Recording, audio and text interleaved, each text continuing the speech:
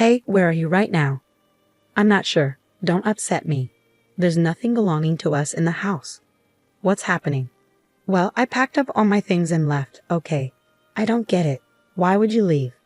Well, we got divorced, so it's not odd for me to leave, right? Divorced? I'm the one who filed the divorce papers. What?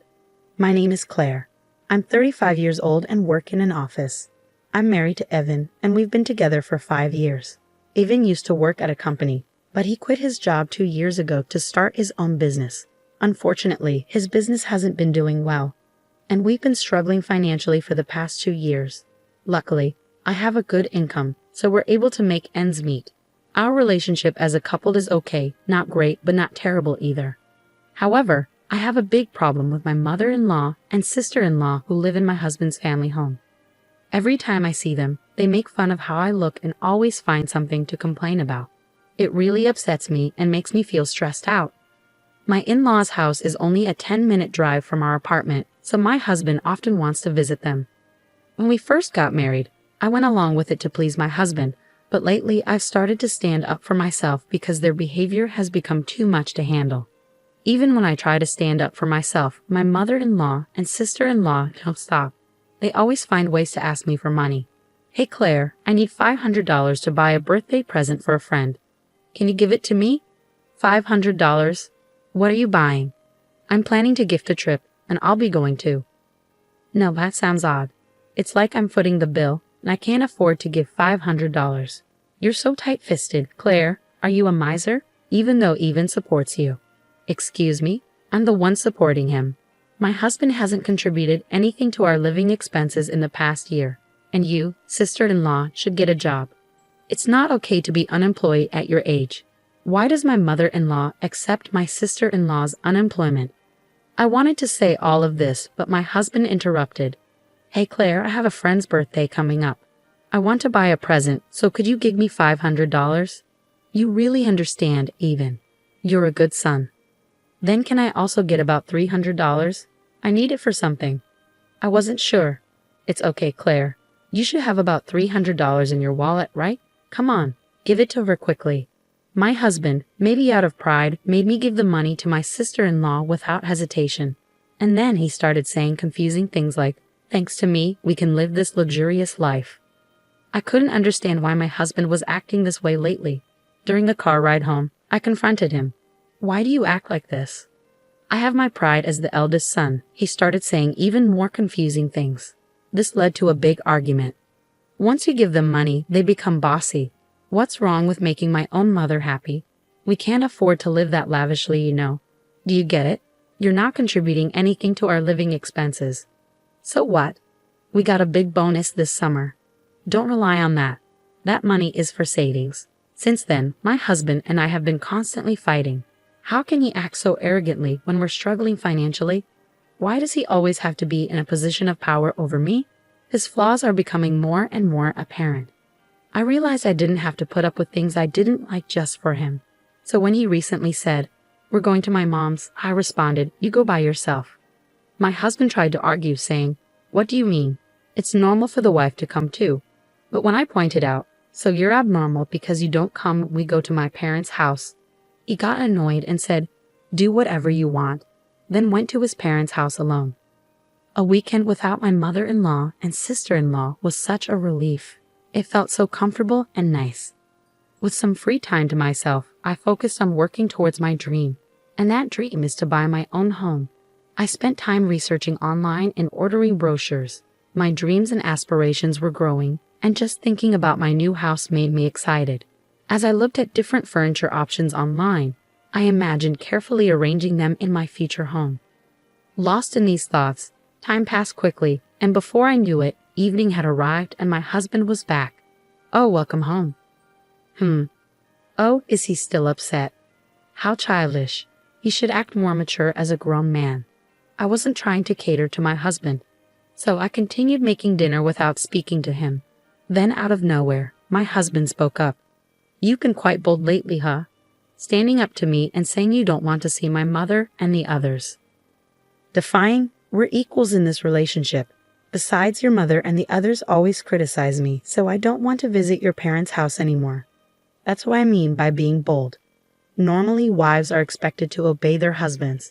If you say I can't do that, you're talking about divorce, right? Divorce? Are you surprised that I wouldn't mind being divorced by you? But I'm really upset with you. I've already prepared my part of the paperwork so it can be submitted anytime. I'll let it go this time, but if you defy me again, it'll be an instant divorce. Think about that. With that, my husband smirked and ordered, I'm going to take a bath. Hurry up and make dinner. Once I confirmed he was in the bath, I couldn't help but feel relieved. Yes, now I can end things with that man whenever I want. I cooked dinner happily. From then on, I worked hard to save money. I was almost ready to make the down payment. It was difficult to contain my excitement and keep from smiling, but in front of my husband, I acted calm. Finally, I bought a house in my own name. All that's left is to get a divorce after the house is ready and leave the home I share with my husband. I started packing my belongings little by little without my husband noticing and sent them to my parents' house temporarily. I had told my parents everything, and they understood my situation. Finally, the house was finished. When my husband went to his parents' house as usual on the weekend, I moved all my things to my new home. The new house is very comfortable, and both the inside and outside are just as I imagined. As I enjoyed the pleasant scent of a new home all day, my husband called me that night. Hey, where are you? Well, where do you think I am? Don't play games with me. There's nothing left in the house. What's happening? Well, I packed up all my stuff and left. What? I don't understand. Why would you do that? Well, since we're divorced now, it's not unusual for me to move out, is it? Huh? Divorced? I already filed the divorce papers. What? We're not together anymore. Don't try to fool me. I won't accept that. But you were the one who said we could get divorced whenever. As a businessman, you should stand by your words. Anyway, this is the end for us. With that, I hung up the phone.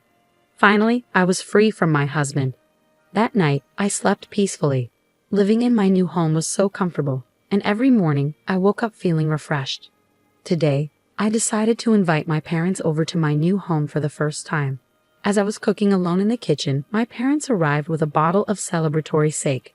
They were both surprised and impressed by my new home. And then the three of us raised our glasses for a toast. Even though it was a bit early, we started celebrating. Suddenly, the doorbell rang. Huh? Who could it be at this hour? When I checked the intercom, I saw my ex-husband, ex-mother-in-law, and ex-sister-in-law standing there. Why are you here? From now on, my parents and I will be living here. My father is in the hospital right now, but when he's discharged, he'll also be living here. Please leave immediately. No way, that's absurd. Why should I do that? Please leave my property right now. Then my ex-mother-in-law stepped forward. You cheeky girl, listen. What's yours is mine. If you understand, open the door. What are you talking about? I'm single now. Huh? Didn't your son tell you? We've already filed for divorce. We're strangers now. Upon hearing this, my ex-mother-in-law and ex-sister-in-law looked at my ex-husband. He seemed to be explaining something to them, although I couldn't see clearly on the intercom screen. He was probably saying something like, I don't accept this. I told them anyway, you can't enter this house. Please leave, and hung up the intercom. As my ex-husband continued shouting at the front door, demanding to talk, I was at a loss for what to do to make him leave. Then, to my surprise, a police car pulled up in front of my house, and they took my ex-husband into custody. From inside, I could hear my ex-husband protesting and struggling as the police pinned him to the ground. It hurts. Why is this happening to me? Meanwhile, my ex-mother-in-law and ex-sister-in-law stood there in shock upon learning that their son was divorced. They weren't arrested, but they were escorted away in the police car. After watching my ex-husband and his family being taken away, I returned inside the house, wondering who had called the cops.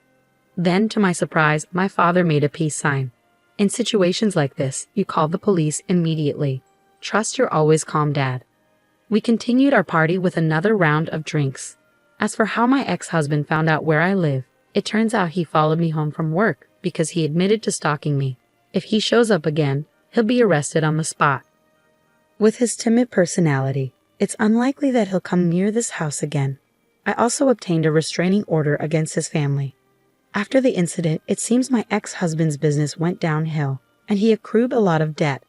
With the divorce, the financial support he and his family were relying on from me was cut off. Additionally, with his father in the hospital, they had no source of income, so they had to sell their house. It's a case of reaping what they sowed. On the other hand, I invited my parents to live with me in my new home. They're very happy, calling me incredibly filial, and they're enjoying life in our new home. I want to continue cherishing my parents and live happily as a close-knit family. With his timid personality, it's unlikely that he'll come near this house again. I also obtained a restraining order against his family. After the incident, it seems my ex-husband's business went downhill, and he accrued a lot of debt. With the divorce, the financial support he and his family were relying on from me was cut off. Additionally, with his father in the hospital, they had no source of income, so they had to sell their house. It's a case of reaping what they sowed. On the other hand, I invited my parents to live with me in my new home. They're very happy, calling me incredibly filial, and they're enjoying life in our new home. I want to continue cherishing my parents and live happily as a close-knit family.